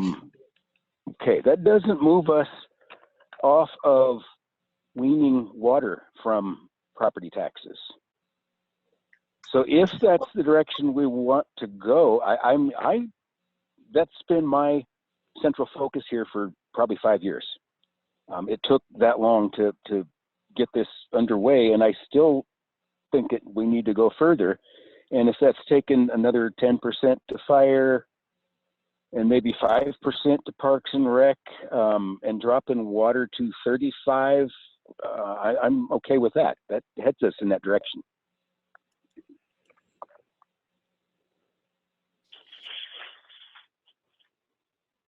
I thought we had an agreement that water got 50%, and I think we could lower that. I don't know. I guess we could agree to do that this meeting, or maybe that's an issue we should bring up this year. Is weaning water out more. I think with the stay-at-home orders and the impacts on the water system, I think we need to stay at the 50%, which is showing on all 3 of these options. I think with the stay-at-home order, we're probably going to be selling more water and generating more revenue than we had expected. But also the potential for problems is higher. Anyway, I support Richard. I mean, I'd like either option 1, because I support Richard saying we go high on fire, and I don't really think we should move any money out of water at this time. So I'm fine with option 1 personally. What was option 2? Option 2 was 25% fire, water 50%, Parks and Rec 25%. So that's like $60,000 to Parks and Rec and Right. $60,000 to fire, ballpark. I don't know if Parks and Right. Rec. I'm in favor of more on fire, most definitely. It's just, it was my recollection that we agreed to stop at 50% coming from water, just as another checkpoint, an evaluation point. I couldn't honestly get people to want to commit to 100% phase out from water at that time. So we graduated it, stopping at 50% for reconsideration, and I guess that's what I'd like to do. But there's always a mid-year budget adjustment that can happen. I mean, the way I understood, this is Matthew, the way I understood the water at 50% is we said something like only because of the percentage of Los Osos that's actually on our water, and that is staying on this, that's why we limit it to 50%. But I do see your point, Chuck, about lowering that over time and allocating the property tax revenue to services for the entire community. I understand that, and I could support that. And I do think fire should get extra money here. And I also think we stopped it at 50% because we were afraid water wouldn't have enough money, but that's not where we find ourselves at the moment. No, that is definitely not the case. Well, we had that chance to raise rates, right? That we didn't need to do, and we didn't do. And part of that is that water is definitely paying for itself right now, and we're projecting even more revenues in the next few years. So I have no problem in cutting some water. I think Marshall brings up a good point to help bolster fire and add some money there. That would be good too. I totally agree.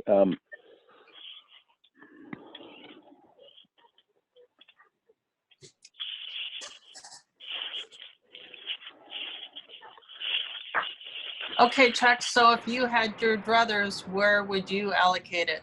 What if there was an option for, what would you do? Yeah, I was just looking at that. I guess, like I said, I would maybe take, at this point, 15% of the 50 from fire, give 10 to, from water, give 10 to fire and 5 to Parks and Rec. And what do we do with 35. What do we do with the 12.5 from wastewater? Add that to fire also? If you're, may I chime in here? Go ahead. You're right, Matthew. Yeah, we'd have to figure out what to do with that that percent. I mean, if that's another 30, the 10% was like 25,000. So 25 and 30, that's 55,000 extra. I mean, we could almost double the fire fund and give Parks and Rec an additional 5%. Hold on just a second. I'm sorry. I'm looking at the math here. That option one with 37.5 for fire, water 50, and Parks and Rec 12.5, that's 100%. So where Chuck is going is he wants to take 15% and divvy that up. Right. 10 to fire, twice as much as would go to Parks and Rec, but I put 5 there, and I'm, slowly doing my math here, but I thought that would give I think what's 100%. confusing is that we're looking at, let me just assume we're not doing option 3, but we're looking at 2 different options, 1 and 2. So if we take 15 from water, which option are we looking at? Like, that's what's confusing. But I mean, maybe we're looking at option 1.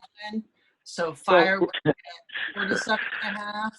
No, he's saying option 1 that he would add 10 to fire to bring it up to 47.5.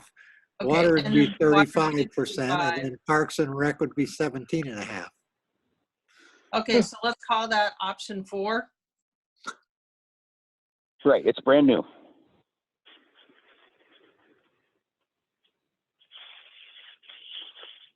Vicki, what do you think?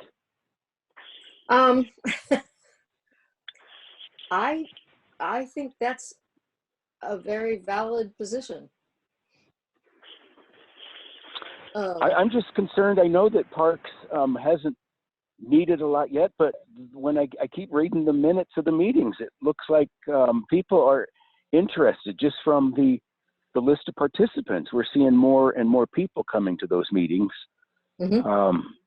And if we really want to be, and I agree that I think the dog park, we're going to look for grant funding, but plans and things, it just takes staff time to develop all of this. And again, I guess I'm coming back to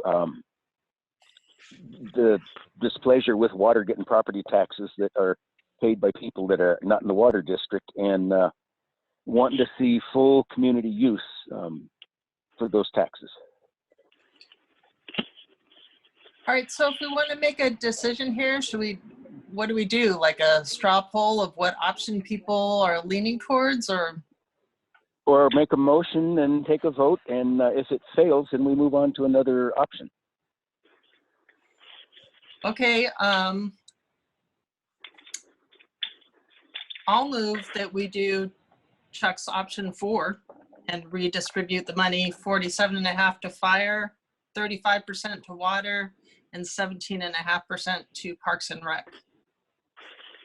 Do we have a second? Yeah, I'll second it. Excellent, thank you. Do we need a roll call vote on this? All right. Yes. Vice President Womack. Yes. Director Millage. Yes. Director Fourcroy. Yes. Director Ohilsky. No. President Sisenia. Yes. Okay, thank you. With that, we will move on to the preliminary budget summary. Thank you very much. With that decision, the revenue numbers will change, so we'll really not get too much into the revenue part on the presentation. We'll look at more expenditures. As noted, the staff report is formatted where I've drawn out major requests, what those impacts are, and then provided a narrative summary with a summary table. The presentation tonight, I'll look at the major requests and the impact of budgets, and then we'll look at the summary tables. And please ask questions as we move along. So with that, go ahead. There we go. So we did have a substantial increase from SDRMA, our property and liability insurance company, of about 35% across the board. The rationale they have given us is that the insurance industry has taken a huge hit, especially in California, the last few years, and that's now being reflected in new rates for insurance. And that's not just our insurance, it's homeowners insurance and other types. So with that, we are seeing that increase in liability insurance. We're seeing an increase in unfunded accrued liability for retirement. And I've made some adjustments for legal services that are more in line with what we've actually been spending this fiscal year, minus our COVID-19 response. So I have the numbers here that the insurance for Fund 100 increases about $12,000. And then if you could go back just for a second, thank you. Unfunded liability, accrued liability, 7,000. Legal will go up about 12,000. As you can see, what we were able to do is decrease the overall Fund 100 budget by just under $73,000. A lot of that has to do with mid-year. I think I did point out that there was some one-time costs that we're adding into the admin budget at that point. And after going back and researching the administrative clerk position, the intent of the board back when that position was approved, that it was supposed to be split 50-50 between admin and water. And so that's reflected in that number as well. So as you can see, there was it will be about a little over or under a $70,000 decrease. And Chuck, I don't know if you want to take these fund by fund or if you want me to go through and. I think at this point, let's just go through. Okay. And unless there's a burning question from someone, let's just move on through them. Okay, perfect. Go ahead and forward it. Fund 200, we have some good news here. With the completion of the septic decommissioning project this fiscal year, really the major expenditure left is the repayment of the interfund loan to Fund 500. Because of the cash position that Fund 200 has in our general checking, we're recommending that we pay a larger lump sum payment at the end of this fiscal year of $71,400. This would leave a loan balance of about $10,000, which could be paid off in the next fiscal year by the beginning of November. Basically, what this does is decrease the operating budget or the budget needed by almost $50,000. Next slide, please. We are keeping money in, of course, to pay the lighting bill, keep the debt service in there, and we wanted a little bit of cushion just to make sure our estimates are right. So what you're looking here, the actual property tax will go down over about $250, I believe the number is, for the Bay Ridge neighborhood. So that's good news. And so here is the summary for what we're asking for. Fund 300, continue. The big story here is an increase in Schedule A cost of about 7%, but I do want to note that attached to the end of the budget is a detailed memorandum from Unit Chief Scott Jalbert that explains the increase, and it's definitely related to personnel cost increases in terms of what they've had to negotiate with their labor unions. This also has the unfunded accrued liability for retirement costs of about $53,000. And we had a minimum wage increase, and the impact of that for our reserve fire is about $30,000. Go ahead. As you can see, the fire has tried to temper some of those increases by doing some cuts in other areas. We are continuing to fund our reserves at a level that'll keep our vehicle replacement plan in place, so that's good news. And we don't have as much major capital going. It's mostly still the fire truck, which is noted there in capital outlay. I did fail to mention the transfers. Because of the decrease in the admin budget, you'll see a rippling effect of the decrease in the transfer out line expenses as well. Go ahead. 400 is pretty straightforward. Really no changes. We're doing a decrease for consulting services of $200. They have an interfund loan, which is their major expense, but that's due to be paid off by June 2022. Go ahead, Laura. And so it's pretty much status quo with some minor decreases. Go ahead. For water, we have a 2-year MOU agreement with Slocia, which is adding to salaries and wages. And again, we have 50% of the admin clerk position now in there. So that's where down below in the impact of budget, it's about $55,000. The unfunded accrued liabilities for retirement will increase by about $45,000. And we are requesting an increase in CIP by $250,000 for vehicle replacement and some equipment replacement, as well as two capital, lower cost capital projects. Go ahead and go forward. This is the capital budget. I did want to note that we are now tracking during the fiscal year expenditures towards the project. So we're not carrying over, like for example, the 8th Street well was budgeted for $200,000 back in fiscal year 2018 and 19, and it was just over into 2019-20.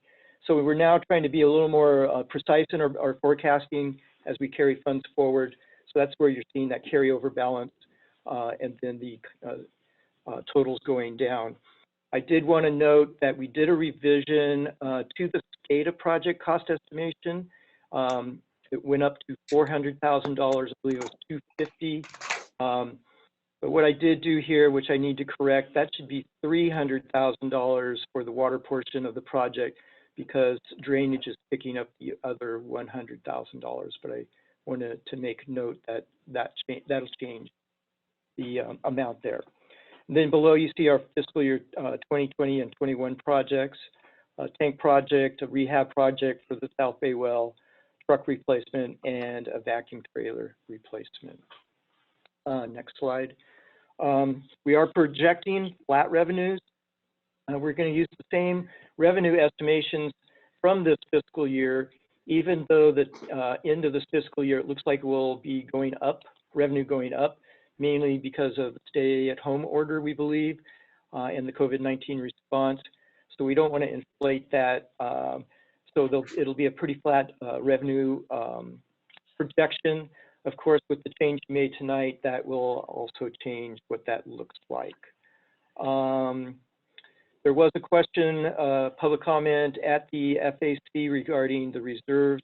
That general contingency had historically, or last few years, been budgeted at $57,000. I had lowered it to $50,000, but I'm open to moving that back to $57,000 if there's an opinion there. Again, you see quite a bit of difference in the transfer amount because of the change in cost allocation. Go ahead, Laura. Wastewater, there's really no change. Go ahead to the next one. MBS, who's our consultant that helps with our wastewater assessments and tracking, raised their rate by the $1,283. So basically, our revenues need to be compensate for that plus our overhead and transfers, but pretty flat. Drainage, again, nothing major there, except that for the drainage fund's share of the SCADA system, that increase is about $37,500. The drainage fund cash flow, excuse me, is healthy, so this should not impact the fund's available cash and reserves. That's reflected here. You can see the budget for capital outlay this year was the $62,500. It needs to go up to $100,000, and that's the $37,500. Finally, Parks and Rec.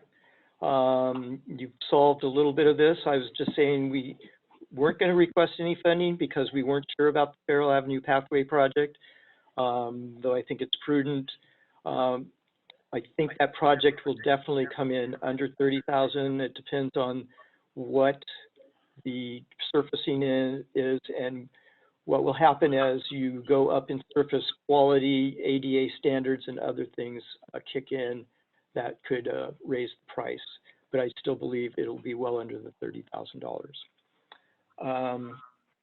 And of course, it does have transfers going down, and that's it on that. So that's my presentation, and I'm ready for any comments or questions. Fellow board members, any comments or questions quickly before we go to public comment? Okay, let's hear from the public about this. If you would like to make a public comment, please raise your hand if you're on the chat or press *9. I'm going to read one that I received from Richard Margetson. He said he noticed the ambulance contract for fire has remained the same for several years. The district should look into the term of the agreement and if it needs to be renegotiated. He also said investment income revenue may be estimated high since interest rates may be going down because of the economy. This would be true for funds 500, 800, and 900 as well. And then for water, he brought up, he said the past several years, the general contingency reserve has been increased by $57,000. Why the change now? If there's any other public comments, please dial *9 if you're on your phone, or please raise your hand.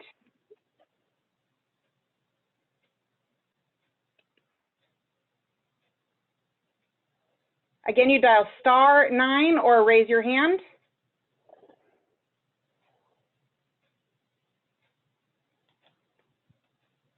There's no other public comments at this time. Okay, thank you. We'll bring it back to the board. And regarding Mr. Margetson, agree that it is likely the interest income will decrease. Yes, I think we're all going to feel that, and the district will too. I'm not sure how substantial it's going to be in terms of a need to adjust too much here.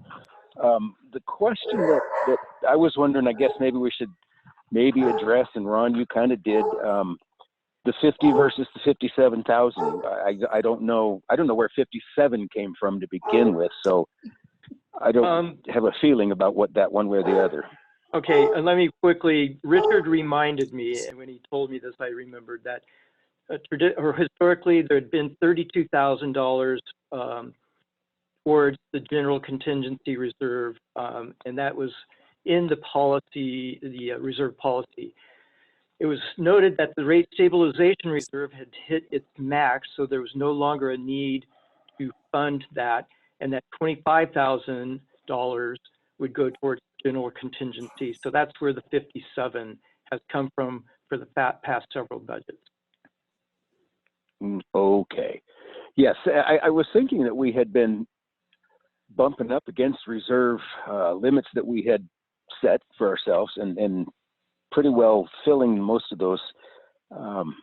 Okay. All right. And if I can make just one more point on this, I purposely did not recommend reserves for fire or water because of the expenses that those funds are going to be experiencing. And again, I want to watch cash flow, but my intuition is that I'll make a recommendation towards the end towards the second quarter or beginning of third quarter of the next fiscal year on those reserves. Great, thank you. So at this point, it's pretty much a review and comment as needed on the budget for each fund. If we have direction to staff, this is when we would give it. Now, we've given direction regarding the property tax allocation, but there's any other things that we think need to be adjusted or discussed, now's the time to do it. I think I want to say thank you, because this is the first time I've picked up a budget report and followed it without having to ask too many questions. It's been good. So any other comments from the board? No, this is Marshall. I just want to say that at FAC, even though I didn't have a lot of members there, that everybody appreciated Ron's efforts here and the clarity of the report, and they were supportive of the budget the way it was laid out. And Ron did make some changes and corrections based on the comments. So I have no further questions since I already went through this once. I agree. It looks good. Looks good to me.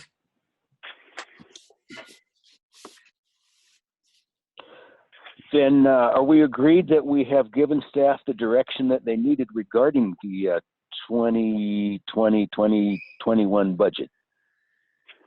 I would say, I hope so. I think so. Okay, let's see. That takes care of action item 8B. Future agenda items. Anyone have anything that we need to add to that?